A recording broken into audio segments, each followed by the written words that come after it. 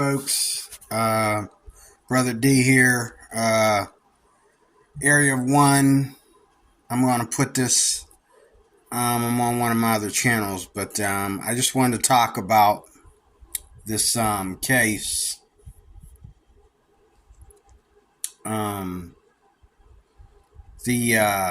Which one do I want to look at here? I'll go to Brandon. I'm going to turn the volume down so I can talk. And I'm going to get rid of these stupid commercials. ESPN Bet Sportsbook. Austin Mecalf dad got kicked out or escorted out of the press conference.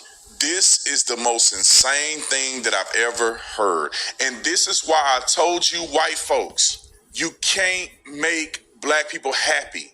I said this as clear as the noonday sun, and this is my evidence that I said this. I told Austin Metcalf's dad to stop capitulating. Quit trying to say it's not about race. It is everything to do with race. Quit trying to act like you forgive this kid and you want unity. They don't want unity with you. They want drama. And he decided in his mind that I want unity. It's not about race. I forgave the kid. It's unfortunate that my son died, but God is going to do. He said all this stuff, and I'm going to play what I told you, and I'm going to play what happened to him. Roll the clip. Hey, people, y'all need to stop doing this. You're not going to get the sympathy of black people. It's very unfortunate that this other child decided to make a bad choice that's going to affect him for the rest of his life. I have compassion for every human being. This is not, I want to make this very clear. This is not a race issue. This is not a black and white issue. I don't want someone stepping up on a soapbox trying to politicize this. I don't appreciate some of the remarks I've seen online that people say there was this fight and they don't know. They weren't there. I respected Dad. He lost. Right. There you go. That's what Dad said. In an attempt to have empathy in a situation where the people of the melanin, if you had a decent melanated people, they would hug his dad as a family. They would go through this together. It's a tragedy. This is a time for the community to unite, but these Negroes don't want to unite with you. Let me show you why I say this. This is the clip of him kicking Daddy out, right? Roll the clip. And all I'm going to say, so it don't be asked later, is that was disrespectful and just shows you all the character. Who is not invited, he knows that it's inappropriate to be near this family. But he did it. And so I say to people, actions speak louder than words. Okay? What he has failed into is the political operatives that want to make this thing a political thing of hate, yet bigotry, and yet racism. We have conservative operatives that have been posting non-stop about this case. Hold on. This is going to be him actually getting escorted. This man just said that they're trying to make it about race. He said in his last press conference that I made a video about that it's everything to do with racism and that they're not going to give him a fair trial. And that's the reason why he's representing Carmelo Anthony is because black people don't get a fair shake. He's made it about race. He compared it to white boys that got off talking about, what is his name? I forget his name. Kyle Rittenhouse. He brought up race. And then the white man came to say, let's be united. Both of our children are affected in this situation. I have compassion for, listen, Mecalf didn't kill Carmelo Anthony. So his dad showing up is a sign of unity that he wants to heal and be one community, which I think was stupid. But his dad showing up like that to me was an appeal to say, let's work through this together as a community. The Negroes don't want to do that with you. They want their 15 minutes of fame. They want their money. They want their justice. They want revenge. So when that white man came, this is how they treated him. You would think that this was the killer's family that showed up. I get it. Your son killed my son. Y'all talk all that trash. I don't want you to hear my thing. But they son killed his son. White people, I'm telling you, stop capitulating to black foolery. They ain't never gonna like you. They ain't never gonna be supportive of you. Secretly, they hate you. I've been black my whole life. I grew up in a black neighborhood. I know how a lot of black people think. Not every black person, but a lot of black people think. They secretly hate you. You let a situation rise up, they gonna pick the black person, right or wrong. This is what's happening right here. Roll it.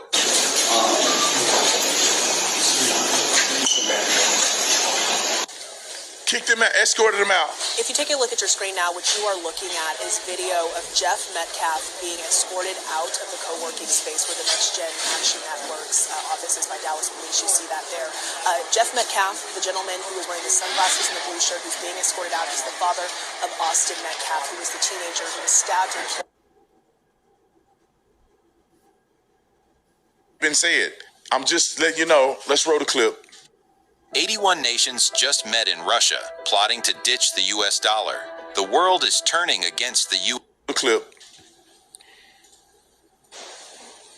Sarah Fields. Never heard of this woman.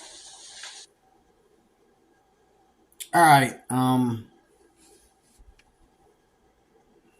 I was just trying to find a part of the video where they show the boys. The boys in question here, Carmelo Anthony and Austin Mecalf.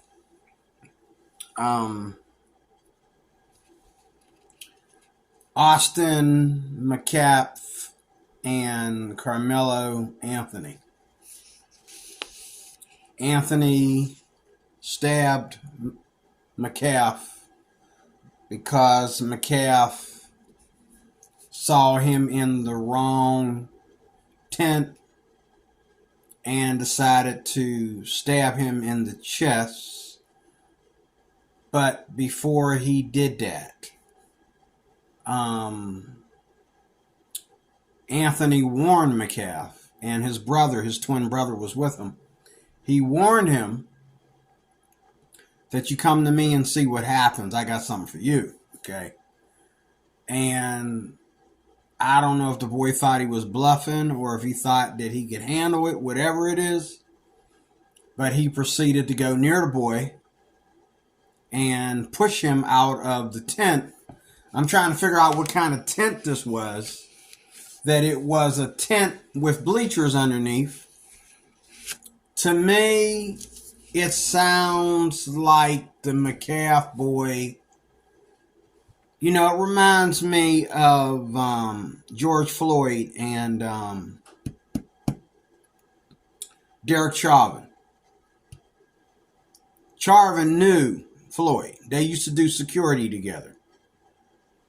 They worked like as bouncers at a bar or something before, or something like that before Chauvin killed him. Chauvin did go to jail for killing him. Chauvin is in jail as we speak. And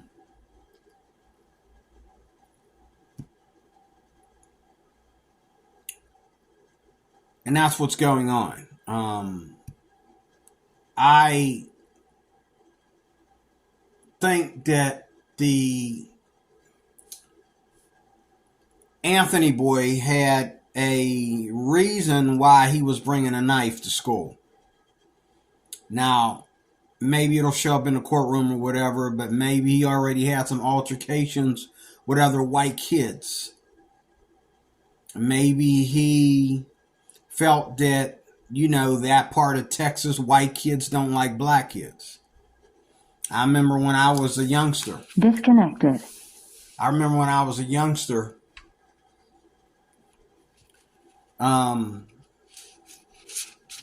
there were places I went where they didn't like black kids.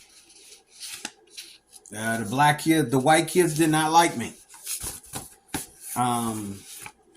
When I went to Christian school, that was one of the first times in history in my part of the woods, in that neighborhood at that time. Now, that neighborhood today is a ghetto, one of the worst ghettos in Pittsburgh. But when I grew up there, that belonged to white folks. That was paradise up there, you know. And me and my mom had the privilege of living there, and not for long though, because when my mom health got too bad, we had to leave. And then I come back years later, try to show my girls. Now I'm a father. I take my girls out there, my daughters. I take them out there to show them my old neighborhood where I grew up. And it's like, oh my God, what happened? But I'm wondering,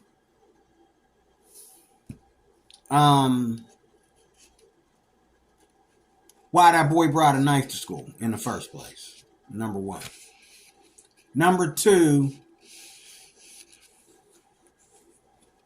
I'm just curious about this tent. Like, what's the rules of the tent?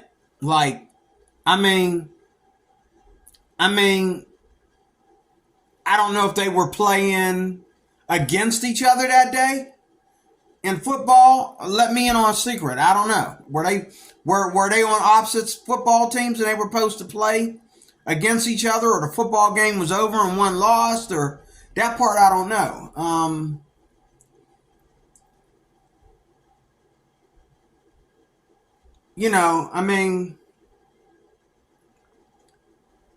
I feel bad for Mecalf, but I just got done listening to this one black kid talking about it. And I agree with him on one thing, like,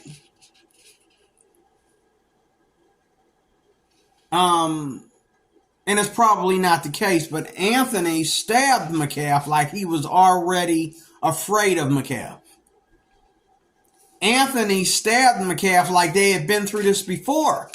I hope this comes up in a courtroom. I'd like to see exactly how Anthony was there in that tent on those bleachers. I'd like to see exactly why he was there, why he felt he had a right to be there, and why Mecalf, why he felt that it was so important to make him leave. Like, if all he is the opposing player, and it's way before the game or after the game, I mean, was Anthony there to stab somebody anyway? Was that his plan? And Austin got it instead of whoever was supposed to get it? Why did he bring a knife to school? Why did Mecalf immediately, that sounds like racism. I'm sorry.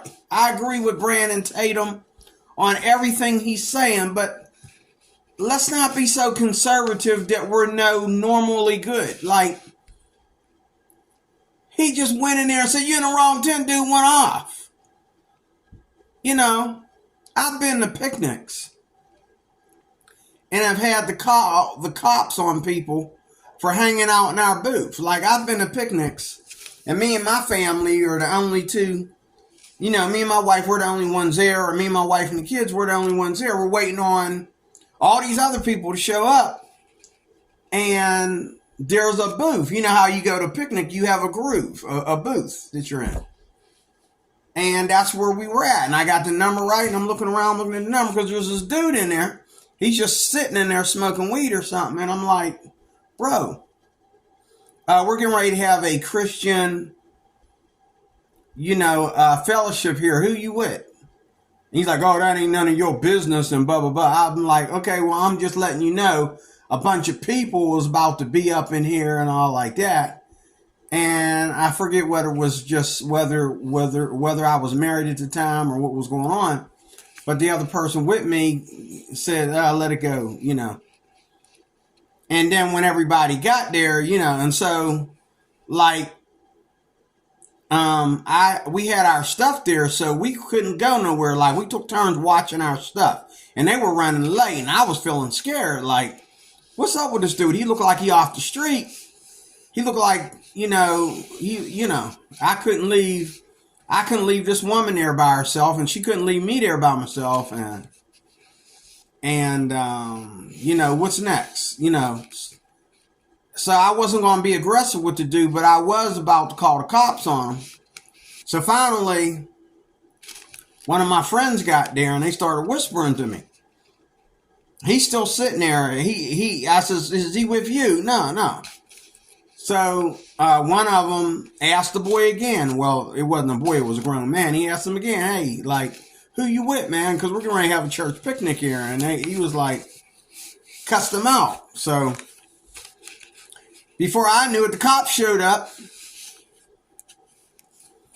And the dude started walking through the woods, and they said, "Oh, whoa!" They had to grab him and put him in a wagon because they're trying to communicate with him, and he's just rude. As soon as the cops got there, he started walking away, and they went after him, tried to get an ID and all like that, and they were standing over there by the woods for the longest, and they finally put him in the wagon. They didn't want him on the picnic property at all because they knew. I don't know if he was kind of mentally ill or what was going on with him, but I watched them pat him down and everything, you know. But I have myself been in situations where people have just rolled up on me. You know, I remember when I was in church camp, a guy wanted to do something with his girlfriend, so he wanted to clear the gym. And the guy came in there and he was like asking me nicely first. And I'm thinking, the gym is for basketball. What's he want? So he comes in with his girlfriend and he's like, hey man, hey man, you leaving? I says, in a few minutes. I looked at my watch. I says, I'll be going to lunch in a little bit. And he was like, no, you can go to lunch now. You can leave now. And I'm thinking, how you gonna tell me to leave, man? I'm playing basketball, man. It's a gym. It's for basketball. Gym's open to the public, brother. How you gonna ask me to leave? And we were young at that time. We were all in high school, but this dude got a hold of me and started like tossing me around like a ball. He was tall and muscular and that. He was throwing me around because he wanted to do something with this girl. And after he threw me around for a while, I didn't fight. I didn't really give him a fight. I just kind of went out of there upset. And first he took the ball, and I fought him over the ball. And he started slamming me around. He said, man, I don't want to hurt you. You got to go. And I'm like, why I got to go? I'm playing basketball, man. But he wanted me to go. And it was a white kid, And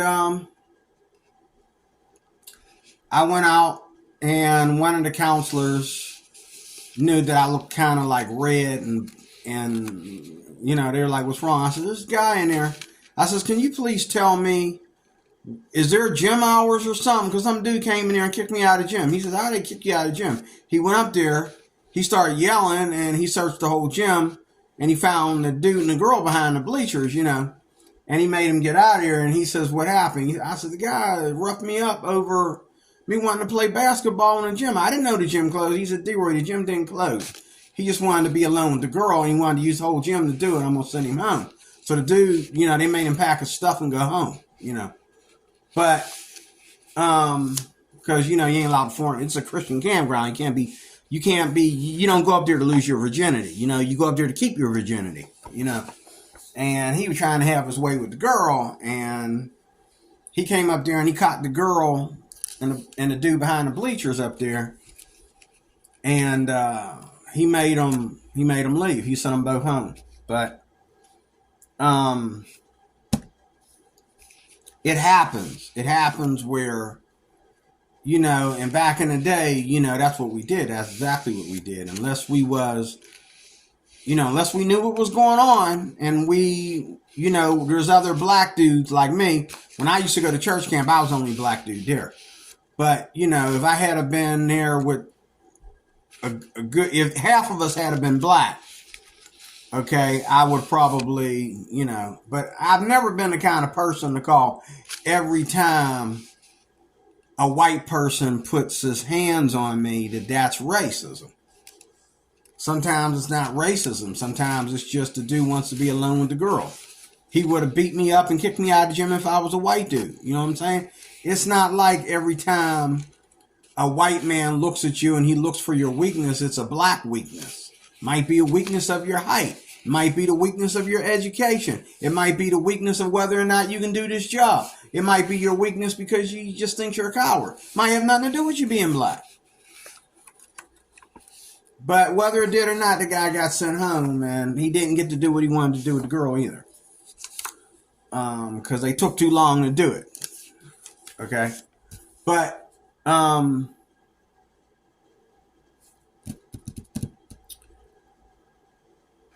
don't understand what Mecalf's approach to Anthony was. We're not going to see that. You're going to just have to hear that when this, in the final court proceedings, they'll talk about it. But how did Mecalf come off? And then he had his twin brother with him. So I don't know if Anthony was really small compared to Mecalf or what was going on. I don't know. But I mean, you roll up on me yelling and screaming and acting like, I got to do what you say, or, you're going to hurt me. You just got shot. Okay. You come at me, I'm going to shoot you. But, what is his name? Edwin, what is his name? What is his name? I'll find it for you. I'll show you. Connected. I have it here in this computer. I have it in here. Here he is. DeMar Johnson. Is that his name? Come on, man. Just corroborate. Jeez. There it is. Dr. Ammar Johnson. I think his last name's Johnson. He said that all black kids should be walking around school with a knife. Like, you got to be crazy. He out there in Texas. You need to be walking around with a gun. He out there with a knife. Y'all worried about a knife. You need to be worried about a gun. That's what a black man need today. Even teenager, you need to be walking around with a gun. I'm like, wow, Ammar. Jeez. Wow. Really, dude? But I agree with all the Christians, the conservative black Christians on this case.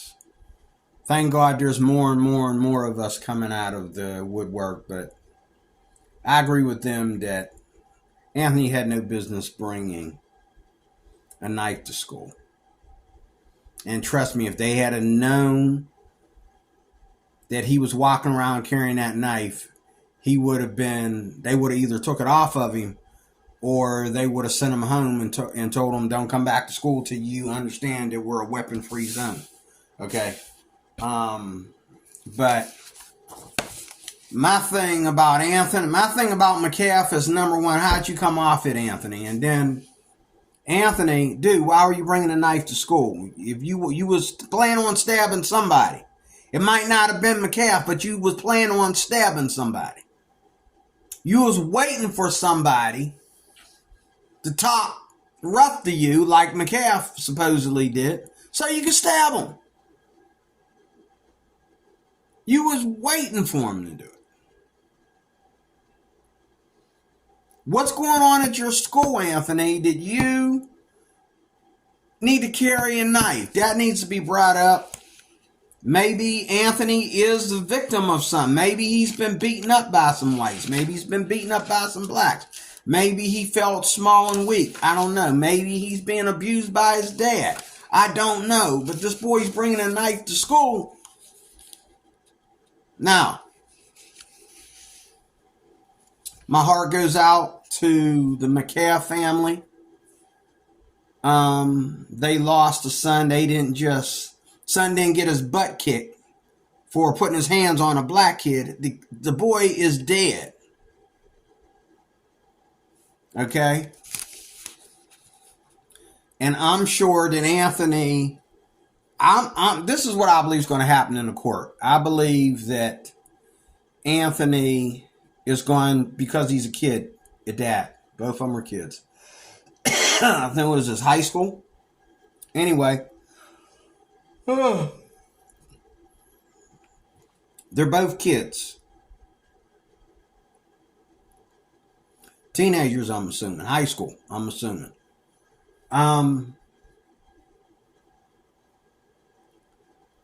They're going to go soft on Anthony. But he is going to get a sentence. He's got to pay something. Unless they can prove mental illness or something. He's got to pay something for stabbing that kid.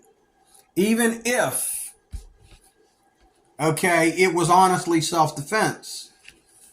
It was self-defense against another student who just wanted him to get out of the wrong tent. Now, I agree. If it were me and I had rolled up on him, I'm a grown man. If I rolled up and somebody was in my tent, like I told you in the past, I've been in situations like that at picnics where people just show up in your booth and they're hanging out there, and you're like, dude, where's your booth at? Go get in your own booth. You know, we had called cops on people. You know, some strange dude hanging around me and my wife. You know, and he just sitting there on his phone or smoking weed or whatever, and we trying to tell him this is a Christian place, dude, and you know, I could have approached the dude, but as a grown man, I know better than to do that.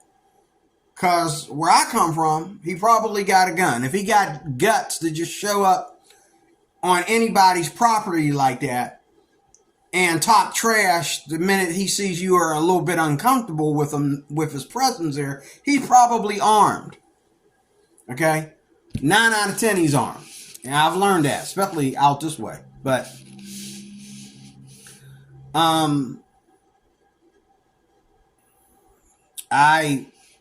I've been through that. And I knew, like he said, don't come near him, he getting loud. Let's just call the cops. Let's just call the cops. Let's just call the cops. But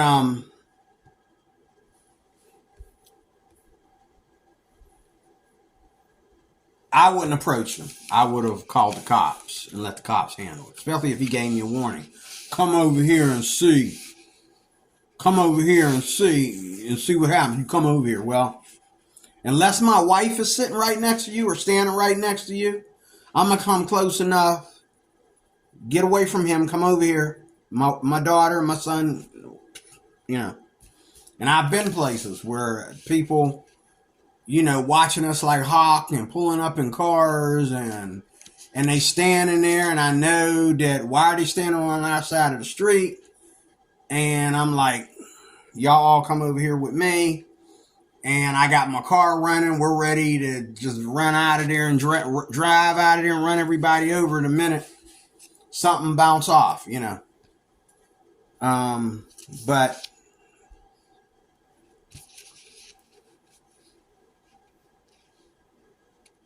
you know, both boys were out of line.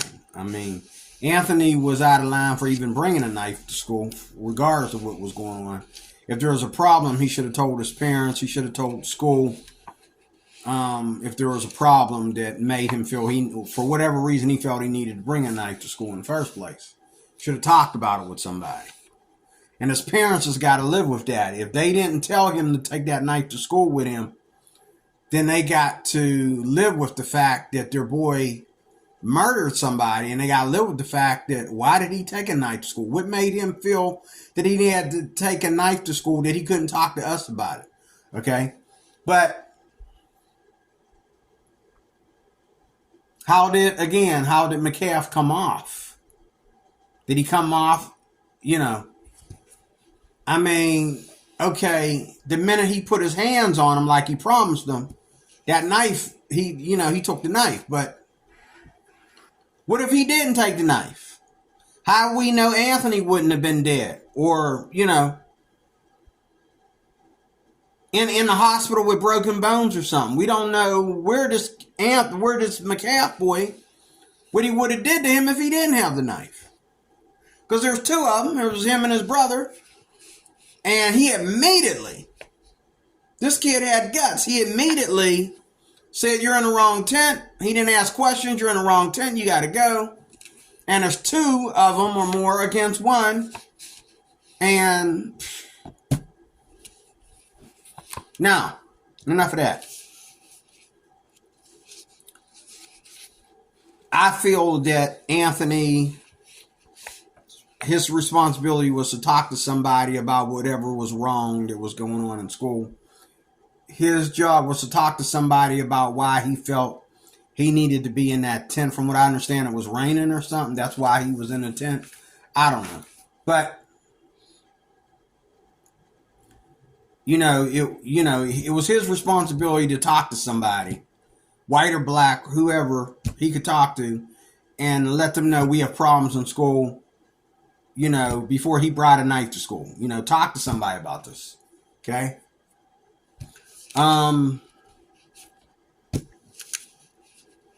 But I do believe, and I don't believe that Anthony should get away. Should he get off lightly? It all depends on what happens in the courtroom. Was it an act of self-defense? Well, obviously it was, because he warned the boy not to come near him, and the boy did it anyway, and it clearly says in the report that Mecalf tried to push Anthony out of the tent. Okay?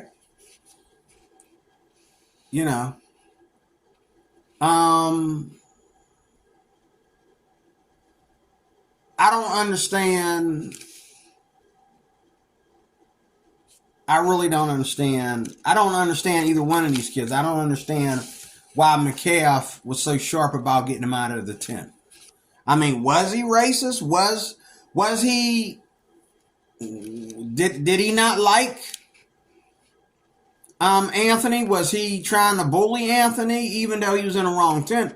Was he trying to use that as an excuse to bully Anthony? Was he just pushing Anthony out because he was a tough kid like that? Or was he, you couldn't go get a school teacher, you couldn't go get security, you couldn't call the police, you just had to go in there and put your hands on the kid? I don't know. But nevertheless, Anthony stabbed the boy and unalived the boy. The boy's dead. And to me, he's got to pay for that. He's got to pay for that. He's got to pay for that. Okay? He's got to pay for that. And his career might be over. To me, it kind of should be, because you killed a man. You killed a man. You were in the wrong tent. Now, I don't understand what's so personal about it. It's all football. It's all school property. You both go to the same school. I don't understand what was so big about him being in that tent. You know what I'm saying? When everybody else gets to the tent, he's going to have to leave. But I would have done what I always do. I'd have acted like, I don't know why he's in the tent, but whatever. Okay. But no, he wanted him out of there for whatever reason, I don't know. But let's go somewhere else with it. In this video right here, as you can see, Mecalf's dad told him he wants to keep all racial rumors and racial innuendo out of it. And,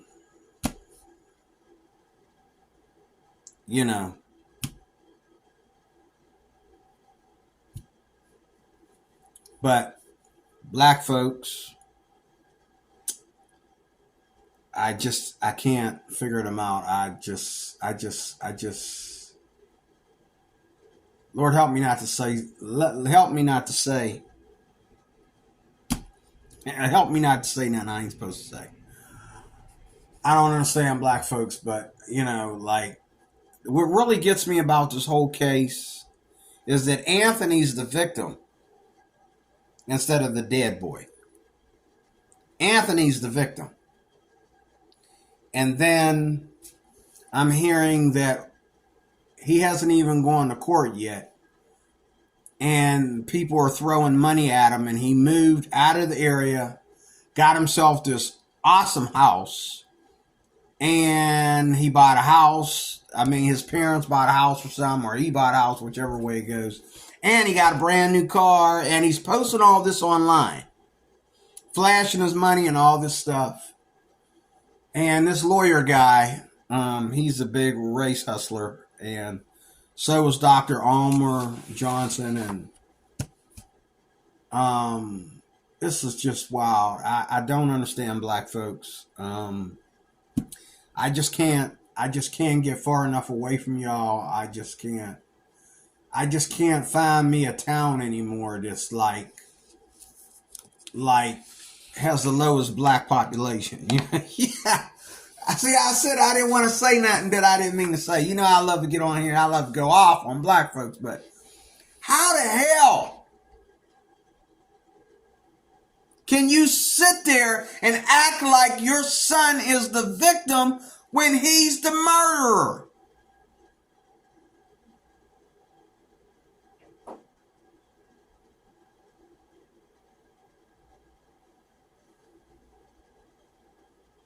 And I agree with the videos that I saw. It's not looking good for him. And you think this won't come up in court? They'll figure out a way. And I believe they're setting Anthony up. They're setting him up because of this guy right here. He wants to come in there and play Al Sharpton Jr. from Planet Krypton. He wants to come in there and try to be a hero for a kid that murdered a kid. And the only people that are having mercy here are the white people. The dad, his family, you know. What I didn't like about what Brandon Tatum said in a couple of videos ago when this first happened, he said, oh, they're accusing the family of making threats and all like that. Well, obviously dad's not making threats.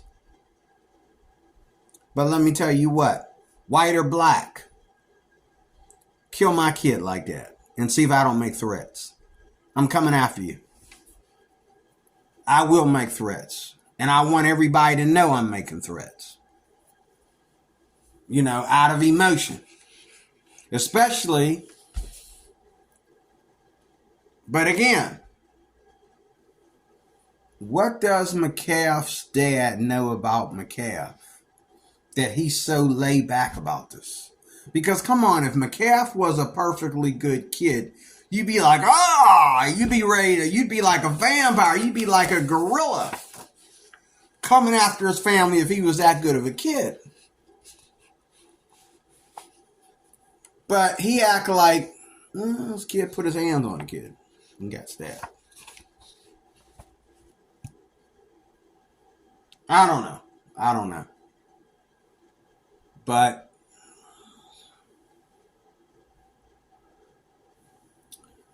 I remember, you know, my gym teacher punched me in the face to stop a fight.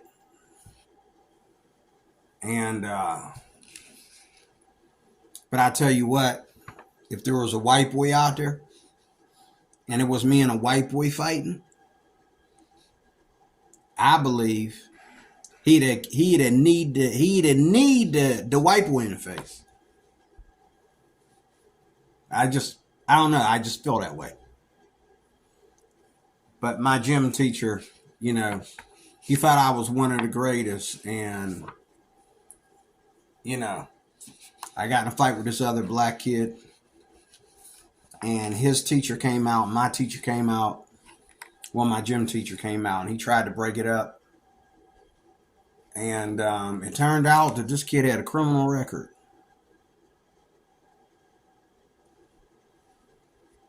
I mean, the kid tried to steal my basketball. And he couldn't hoop to get my ball. He's taller than me. He can't hoop enough to steal my ball. Once I got it off him the first time, I just kept hooping, and he couldn't steal it. I'd lay up, put the ball in. He tried to jump down and get it. I got it and did another layup. And, you know, then he started putting this into it. He started putting a fist into it. He punched me in the face. And I grabbed my ball and walked off, and he started following me.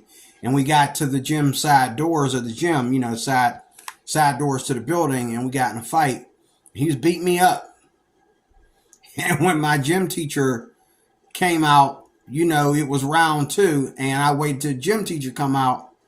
They got him off me, and then I went off on him. I got me about 3 or 4 in, And my gym teacher was trying to push me back, and I was on him, And my gym teacher turned around and I was like, oh.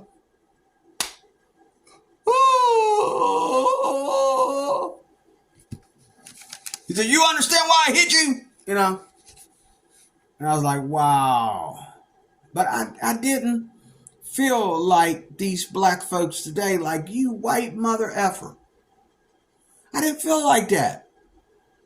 Because that's my gym teacher. He's not just a white gym teacher. He's my gym teacher that I get along with very well. So him punching me in the face because I'm being insubordinate, a lot of the cops that were evil and nasty to me in Kensington, Pennsylvania, back in the day. Them cops are old men today. They're still on the beat. They old. And some of them don't want to admit that they remember me. They remember pulling me over for speed and pulling me over for driving recklessly in a residential neighborhood. Stuff like that. Driving around with bad inspection stickers, And then, the minute you ask a question, are you asking questions? Yeah, officer, I'm asking you why you pulled me over. What do you mean you don't know why I pulled you over? And take your black A. I don't want to see your black A around here anymore. You could talk like that in the 80s. You can't talk like that now. You could lose your job for talking. You tell somebody, you ain't even got to say the N-word. You just say the word black like we ain't black, okay? They gonna lock you up. They gonna fire you. But, back in the day, a number of cops told me about my black behind. And there were teachers that would say stuff like, "Oh, because you're black, right? Huh? I know what you're going to say. It's because you're black, right? And we're going to sit there and kiss your A because you're black, right? And yeah, because you're black, And I'm like, oh, man. One time I got accused of being suicidal just because I didn't smile. I didn't smile because the class was hard. And this girl got up in my face and started yelling at me for being suicidal. And I'm thinking, well, if I wasn't feeling suicidal, I'm feeling suicidal now, And I just looked at her, and her boyfriend stood up. And I got up. I said, "What you want? What you want?" And that's when, my teacher made me leave the classroom because she thought, but he gonna stand up and get up in my face. I'm just sitting there. The girl's yelling at me, and I'm looking at her. He gonna try to be tough. The dude. I thought the dude was gay, but all of a sudden, he's a man now. He's an alpha male, because his girlfriend got the balls. His white girlfriend got the balls to yell and scream at me and yelling at me because I'm suicidal just because I got upset with my teacher because the class was too hard. So she gonna jump in it. It ain't her business, and the teacher is just getting a kick out. She's sitting there all smiles. And finally, her boyfriend, I just looked at her like, seriously? Her boyfriend just got out of his chair and walked up on me like, and I got up like, "What you want, man?" I'd never seen myself. I never ever. Oh man, I mean, there's just ways, you just never know what you get emotional about. And I got up, and now they realize. Now my black side came out. Like, I'm just sitting here letting your girlfriend cuss me out for something that ain't got nothing to do with her. I'm not suicidal. I didn't do anything to my teacher, but I couldn't answer her because I don't know how to answer her. And this girl's yelling at me and telling me I'm suicidal. And I'm like, huh? I'm like, excuse me? Well, to him, I'm being insubordinate to her. I'm older than her. But I'm being insubordinate to her because I said, excuse me? He gonna get up my... I'm like, seriously? Oh, you know what? And I got up. He backed up. He bigger than me. Bigger and taller than me. He backed up, though. Because he knew he was... And I'm going to tell you something. And this is no offense to Brandon Tatum, but when it comes to some issues, sometimes it pays for black cops to be afraid of how they handle black people, because back in the day, they did handle us wrong. And I'm not talking about no George Floyd, Trayvon Martin BS. I'm talking about further back than that. Back in the day, they did, like that Rodney King thing. Yeah, Rodney King. Yeah, I will agree to that. Trayvon Martin, that was a Spanish kid that shot Trayvon Martin. He wanted to shoot Trayvon Martin so bad, the cops weren't even worried about it. They figure, we're just about to go out here and find this black kid walking around a black neighborhood. We ain't in a hurry to get involved, but Zimmerman just kept following this boy around, and finally the boy said, "Why are you following me?" And he got scared and shot him. But he was going to shoot him. He was walking around with a gun when the police told him to stay in his vehicle. He said, "You want me to follow him?" They said, "No, stay in your vehicle. We'll take it from here. Thank you for your service." No, he had to follow him. The police said in the report that he did not follow orders. He followed Trayvon when he shouldn't. And that's where I took Trayvon's side, because he didn't get shot by the cops. He got shot by some Spanish dude that was trigger happy, that just wanted to kill a Negro. That's what that was all about. Okay? And a lot of people got mad at me when I got online and defended Trayvon. But, but most people I don't defend. I didn't defend George Floyd. I haven't defended anybody other than Trayvon Martin and Sandra Massey. Those are the only two I defended over the years. And Rodney King. That was it. Everybody else in between, the only reason why I had to defend George Floyd was because he, the cop shouldn't have been on his neck that long. And it was proven by law, it was proven by a doctor that he actually did speed up George Floyd's death. Some people in the courtroom, half the courtroom says, well, he died by overdose. And Derek Chauvin didn't really know about the overdose. And other people are saying, well, Derek Chauvin shouldn't have been on his neck that long, knowing that the dude was taking drugs. He knew the dude was on drugs, but he used the drugs to overpower him. So, but Derek Chauvin is doing what? Life in prison? So why should any black people be marching and fighting about that? But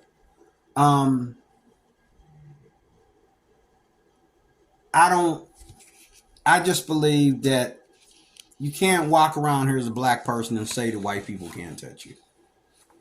White people have been touching me all my life. White women touch me one way, white men touch me another way. My white teachers used to baby me and hug and kiss me. And even in my youngest years, when I was just a little thing, they were picking me up in their arms and carrying me all over the place. And my white friends, we would fight one day and eat breakfast together and go bowling together the next day. And,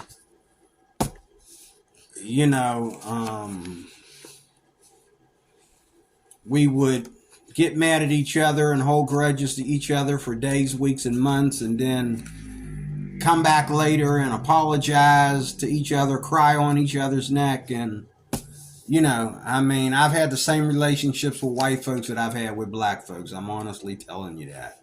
And I know that every time a white person hit me or fought with me or whatever wasn't a black issue or a white issue. It was just simply a male issue. Two men, testosterone, You know what I'm saying? That's why we fought. Okay? I've had white women sit there and apologize to me with, lots of gratitude.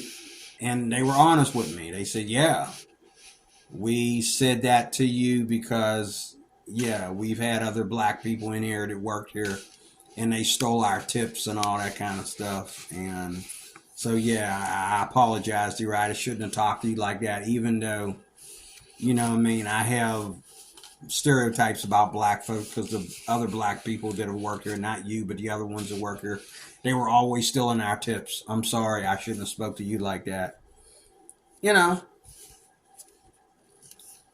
And, but some black people are just waiting for something to happen so they can call it racist. But it doesn't matter if Mecalf was racist or not, because if he was racist, he's standing before God right now finding out where racism got him. And if he wasn't racist, say hello to Blackville. This is what they do every day. Attacking white people for something that ain't got nothing to do with them. Okay? They're just doing business, and you taking business and making it racial. But let me get out of here.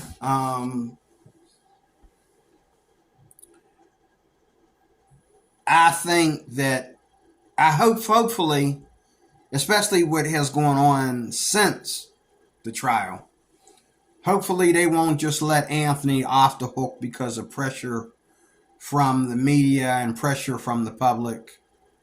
They will give him some time in prison, some time in, I don't know how old he is and what he's eligible for as far as punishment. But don't give a boy to just murder somebody community service. No, he got to do time. And if they don't, I'm going to feel like all the white folks. I'm going to feel like, white folks get him. Call in Antifa, call in the Proud Boys, call in whatever you got to call in and protest justice, because even if they don't give him the full sentence, and they're not going to give him the full sentence because he's a kid and he doesn't have any criminal record. This is his first time carrying a knife to school. This is his first time stabbing somebody, I think. I don't know. Correct me if I'm wrong on that. But I'm assuming that, and there had to be something to drive him to be carrying a knife to school that he wasn't telling anybody. Hopefully it'll show up in the courtroom and it won't be a lie. But whatever the case, I'm hoping that they keep him, that they punish him for what he did.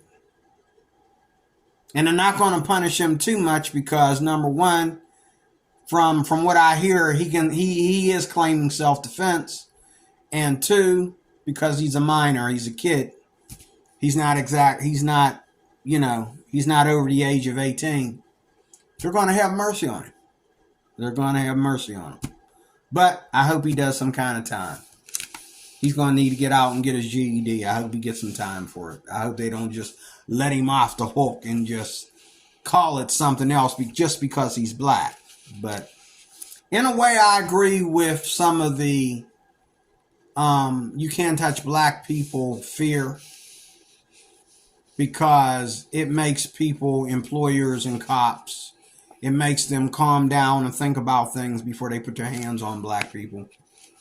But at the same time, I really think that you're kissing a lot of black butt, and that needs to stop too. Both are good. It's good for, our government, our states, our capital, to show that we don't tolerate racism and bigotry and prejudice. And, we're all going to go to school together. We're all going to work together. And if white folks don't like it, you know what I mean? Say hello to the prison bars or say hello to losing your job. Okay? I agree with that. But on the same flip, I think that black people are so hateful of white people that if you don't put your foot down and show that, nobody cares about your pathetic race card, You do the crime, you do the time. You swing, you get hit. You shoot, you get shot. You stab, you get stabbed. You know what I'm saying? You want to fight, you get your butt kicked. You know what I mean? Like, you got a right to protest. We got a right to protest. You say white, we say black. You know, they got to understand that. You go after whites, whites go after you. They need to understand that. And we're sitting here, we're calling all these black people the victims, but white people ain't going after them. And whatever Mecalf's family is doing, they're keeping this private. Because they know there's too much racial stereotypes around this. And the way his family's looking at it, like, well, there wouldn't be no racial stereotypes if you didn't kill my son. But to act like Carmelo Anthony is the victim, is like, this is where I get done with black folks. Like, if a black person knock on my door right now and ask for sugar, ask for water, I'm going to say, what kind of black person are you? You a Democrat or a Republican? Stretch your arms out this way, please. I need to pat you down and see if you have any guns. Okay. All right. How old are you? Where'd you go to high school? Did you graduate? Have you ever been in prison for a felony before? Have you ever been a Democrat? Have you ever been a liberal? Have you ever been a protest? Do you believe that Black Lives Matter? Oh, you believe that Black Lives Matter. No water today, buddy. Get the heck out my door. Turn around, shut the door, lock it back behind you. Don't ever let me catch you in my neighborhood again. And that's it.